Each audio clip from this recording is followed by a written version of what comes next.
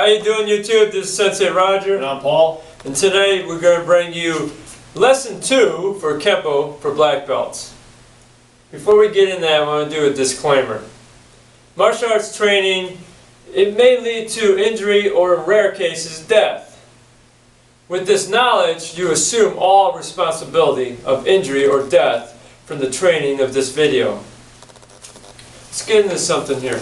I want to start with a quote, though. We used to do back in the day, guess who said this. And some people guess, some were right, some were wrong. But now, we're going to do that again. We did it in the last video. Someone said they missed it, so we brought it back. Alright, I'm trying to read Paul's writing, but I think it's pretty good here. I want you to guess who did this. Some of you might know. It's a pretty famous guy back in the day. Be sure you put your feet in the right place and then stand firm. You don't want to take good footing and stand firm in something that's a mess. You want to make sure it's a good place. That was added to that. But the quote itself is, be sure you put your feet in the right place and then stand firm. That was end quote. I was going to say, a lot of people stand firm and they're totally in the wrong spot. They're standing firm for the wrong things and the wrong beliefs. Yeah, well, sometimes we think we're right. That's true too. I do it too. Yeah. I offend people that I don't mean to because I think I'm right, and then I have to come down with my tail between my legs going, I'm sorry. But that's me correcting it because standing firm in the right place. Because even though I think I'm right and then I find out I'm wrong, even if it hurts for me the minute, I go and do it. And we learn. I try to make things right. Alright, let's go to the first move here. It's called crossing darts. It's against a gun. Okay, when it comes down to gun techniques, they're risky no matter what move it is. It really could be a risk to it. I wouldn't suggest if someone puts a gun on you, just right away go out and try to do a gun technique. Let's talk about the risk before we get into it. Paul's got the gun on me. Alright, I come in and it goes wrong. See, alright, hold it here. My idea is move out of the way, grab this thing, pull your arm in. I got a shot. Here's another risk to it. Put my hand on here, someone over there got shot. Well, we were in a bank. Let them take the money then.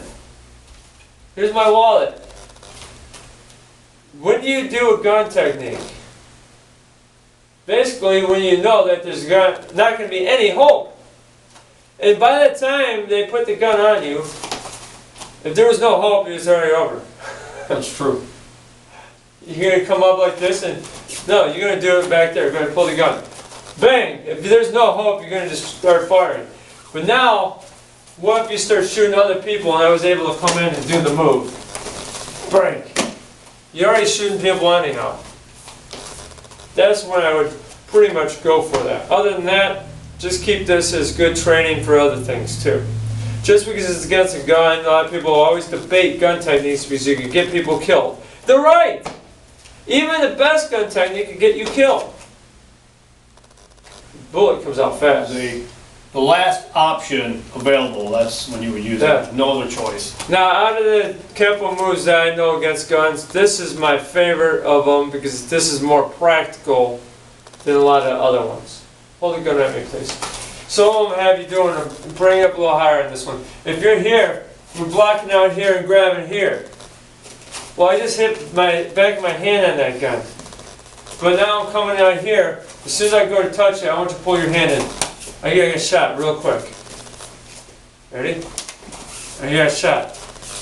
Ready?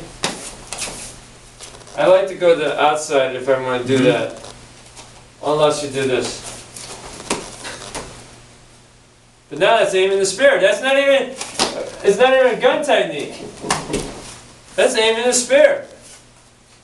This stuff could go no gun, gun. Hold it. Alright, now here, let go of this for a moment. Go to punch me, please. I just did the first part of it. It's good training. Mm-hmm. Think about that. Grab my wrist, please. Say he's got my wrist. I can come out here, whack! Breaking that arm. Yeah. This is a nice thing. We put a gun in our hand. It's a good stable place to learn a movement. I'm not saying go out there and I could do it, I could disarm guns. Maybe you can. If I am in a situation where I think I'm going to have to use this, I'm going to try to distract him too.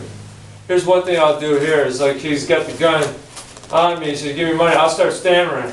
I'm looking around like real, looking behind him or to the side of him to try to get him paranoid. What are you looking at? Boom! Now I got you. Now you got to make the noises. Boom!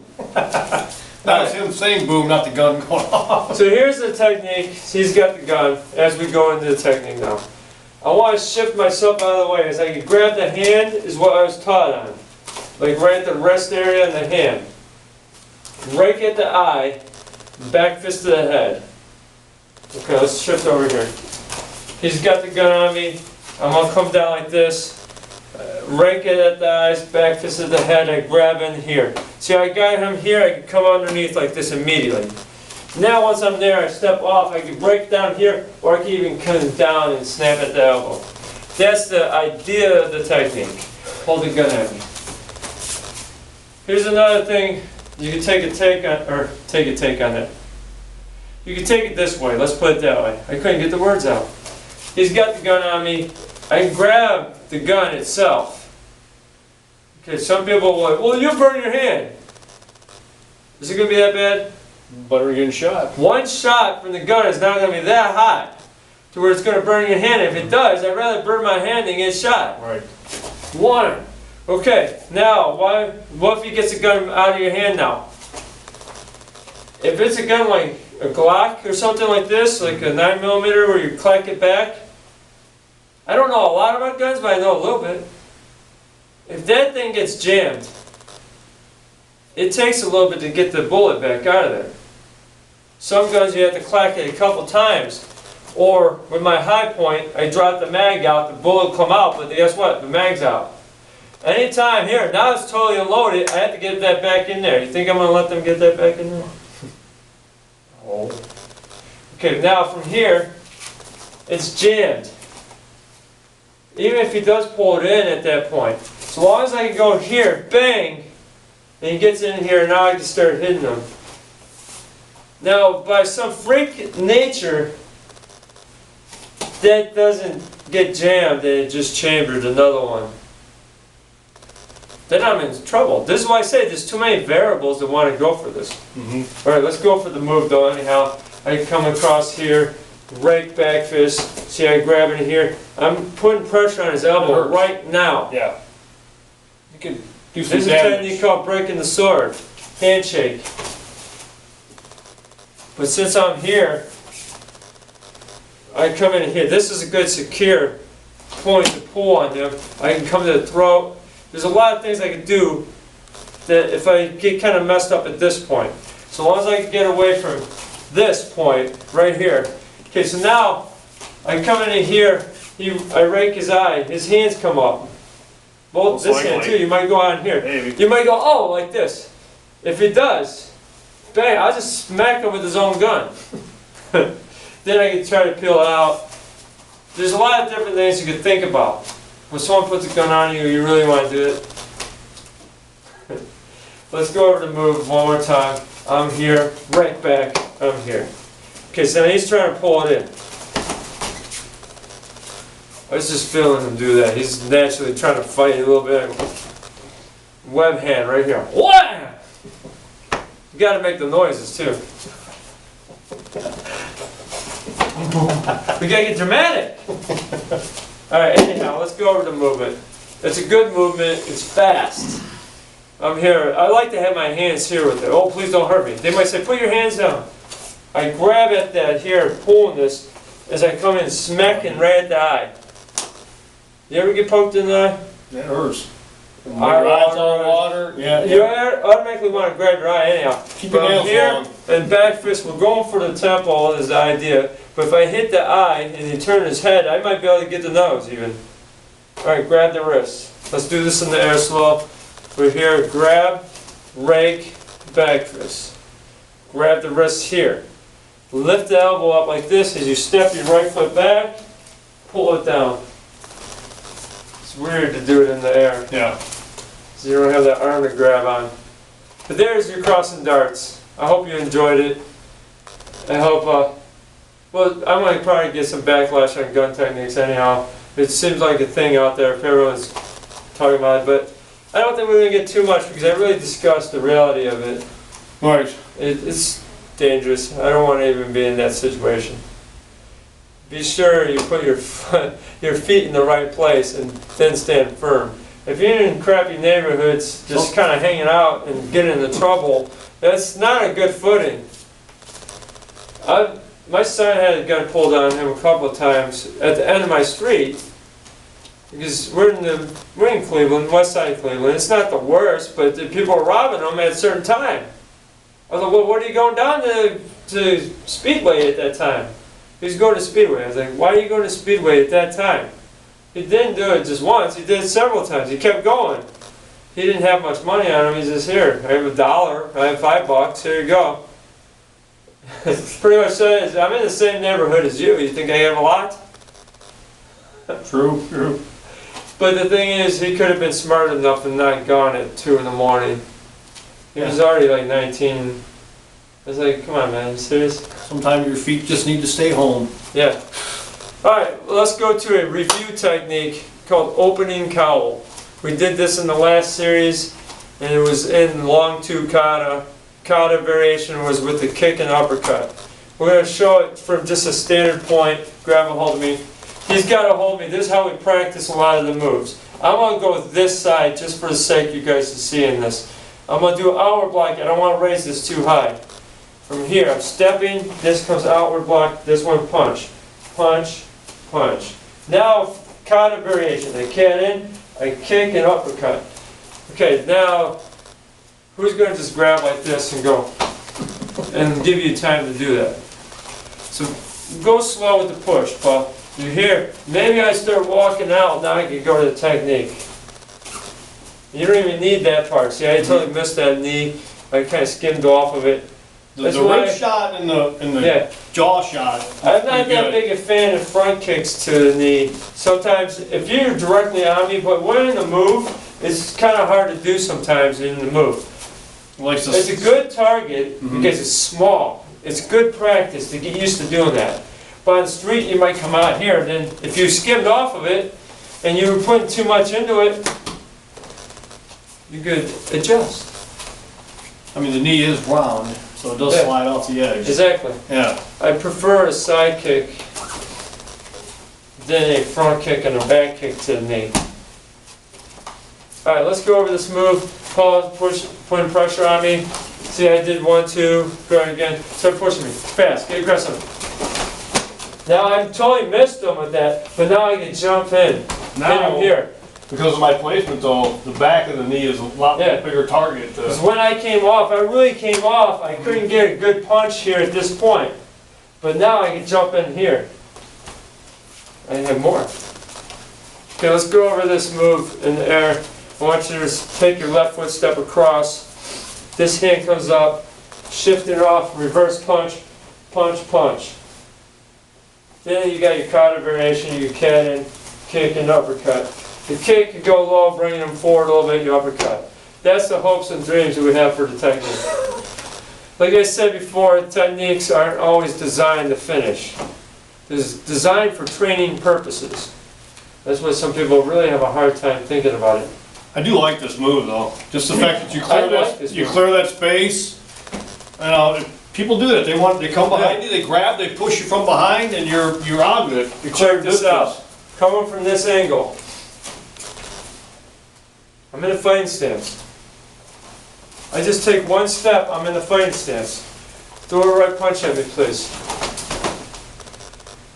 I could just do the same thing, but this time I stepped around, or throw a punch at me, I'm here. I can still get it there. Then you had attacking the wall, throw a punch, I'm here.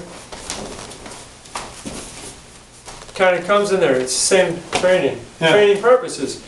Repetition of the same movements with different situations. Right. That is the purpose of technique. Most of you black belts already know that. But some of you don't think about it. Some of you quit as soon as you get the black belt because you said this was a waste of time. maybe the techniques didn't make sense to you enough to continue doing it. Maybe you just decided you want to venture off to some other system. That's fine. But I think it's a shame to go to black belt and then just stop your training. This is my beginning, for me personally. It's so much fine-tuning everything and perfecting things is so much more exciting personally. There's many of you out here just look-seeing. What Kenpo for black belts, and you might not even do it in martial arts. Maybe we inspired you to start. Alright, let's go to our drill. Like I said before, these drills are made for those who are black belts watching this and trying to see if I'm doing things right, or just curious to see what other black belts are doing. This is a good drill to do for group classes or just in your regular classes. If you teach private lessons like the Tracer system, you can do it. Alright, from here we're going to be in the fighting stance. Idea is we're going to take the old classic front kick, side kick, back kick drill. There's a couple ways we used to do that. One would be front here, to the side, to the back. Great for balance, working on it, but it's really not that sensible to do all three of them like that. It's not sensible to do 3 kicks without putting your foot down. It can be done, but it's not sensible. You lose power. But it's great for balance. But then there was this one where you hear all to the front. We did that, I think, in the video. Now we're going to take it with the lead foot for the fighting stance here. We're going to the front, to the corner, and to the side of us right here, which is going to become our back. So front, chamber, shift, side kick here, and then just kind of shift your body, throwing the back kick. Try that again then. Front kick, side, back kick. Now here's the thing that I thought about when I put this together. Paul, come over for a minute. Alright, so pause here, come forward, front kick. He's there.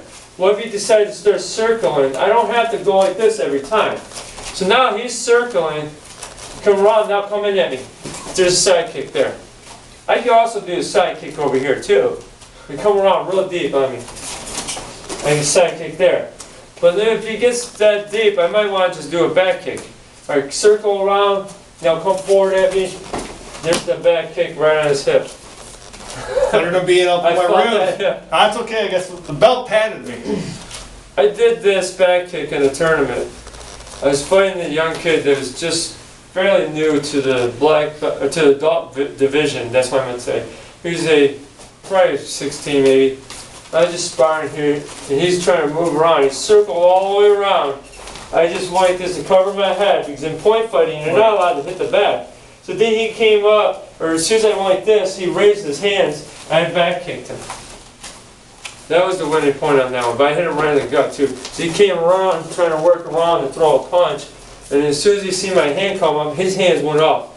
I don't know why his hands went up, probably because of nervousness, because he was nervous for going in there. I'm not saying I was that great to go in there and be a kid, but I've been beat by 16-year-old kids in point fighting. Some of them are really fast. And it's happened. Maybe you thought you could do a spinning back. But here I just came out and did a back kick. So that's a positional striking drill what we're doing. Front kick. Now they're over here. Side kick. Back kick. We want to do this as a drill, keeping the leg up the whole time. Alright, let's count to 10 and get through this. Here we go. 1, 2, 3, 4, 5, 6, 7, 8, 9, 10. Switch sides, the other one. Here we go. 1, 2, 3, 4, 5, 6, 7, 8, 9, 10. And notice Paul's kicks are getting a little smoother by doing some of these drills. I am practicing at home when I can, which is every night. Well, when you have a full-time job too, sometimes you don't get as much as you want. Yeah, but you got no life. So. Alright, so I hope you guys really enjoyed this. Yeah, Tune in for the next video. appreciate you watching. Leave a comment or an ideas. Take anything. Comment, Comments, quotations, quotes. leave them down there. Yeah. If they're negative, you can keep those to yourself. And if you don't, I probably won't respond to all of them. Yeah. I get negative comments. I have enough attention now on YouTube that I get a lot of them. They're just dumb and I just ignore them. But you know, since we've been really honest and just telling you guys stuff, I noticed the negative comments really went down. A lot of people are out there think they have to fire back. Well, that makes it worse. I am my biggest critic, so nothing anybody says to me would ever offend me more than myself. It doesn't bother me. It makes it worse when we try to fire back. Yeah. So, alright, I hope you guys enjoyed that. God bless. If you haven't subscribed yet, What are you waiting for? subscribe. God bless.